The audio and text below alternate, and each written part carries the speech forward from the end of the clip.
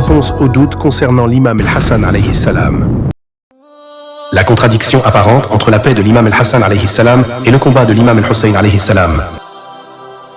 La question soulevée concerne la position de l'imam al-Hassan alayhi salam qui a fait la paix avec Muawiyah et lui a cédé le pouvoir, tandis que l'imam al-Hussein alayhi salam s'est révolté contre Yazid ibn Muawiyah malgré le faible nombre de ses partisans.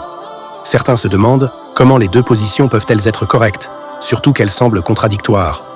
Et si l'une d'elles est erronée, cela remet en cause l'infaillibilité de l'imam et par conséquent le principe de l'imamat chez les chiites. Réponse à la question. Premièrement, les circonstances de la paix de l'imam al-Hassan alayhi salam. 1. L'imam al-Hassan alayhi salam a fait face à des trahisons internes de la part de certains chefs de son armée, comme Obaydallah ibn Abbas, qui a fait défection en faveur de Muawiyah après des promesses financières. 2. Il y avait des complots pour livrer l'imam al-Hassan alayhi salam à Muawiyah. Il a donc choisi la paix comme une option honorable plutôt que de se soumettre de manière humiliante. Troisième, la paix était conforme au hadith du prophète sallallahu alayhi wa alayhi.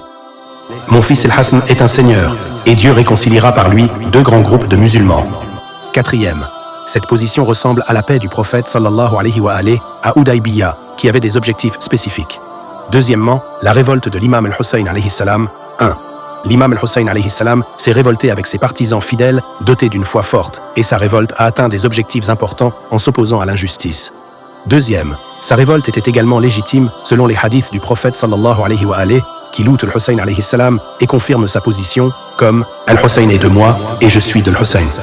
Troisième, il existe des hadiths qui indiquent l'obligation de le soutenir pour ceux qui le peuvent, comme le célèbre hadith Salama rapportant que le prophète sallallahu alayhi wa alayhi a dit « Mon fils Hussein sera tué dans une terre d'Irak appelée Karbala. Quiconque parmi vous assiste à cela doit le soutenir. » Cela montre la légitimité de la position de l'imam al-Hussein alayhi salam. Troisièmement, absence de contradiction. 1. Les deux positions ne sont pas contradictoires, mais chacune était adaptée à ses circonstances. 2. La paix et la guerre sont toutes deux légitimes en islam selon les circonstances, et on ne peut pas juger l'une d'elles comme étant absolument fausse. Troisième, l'action du prophète sallallahu alayhi wa alayhi à Hudaybiyah montre que la paix n'est pas toujours une erreur, tout comme la guerre n'est pas toujours la seule solution. Conclusion.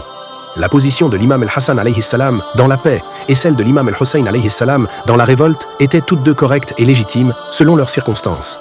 Il n'y a pas de contradiction entre elles, mais chacune était adaptée à son époque et à ses objectifs.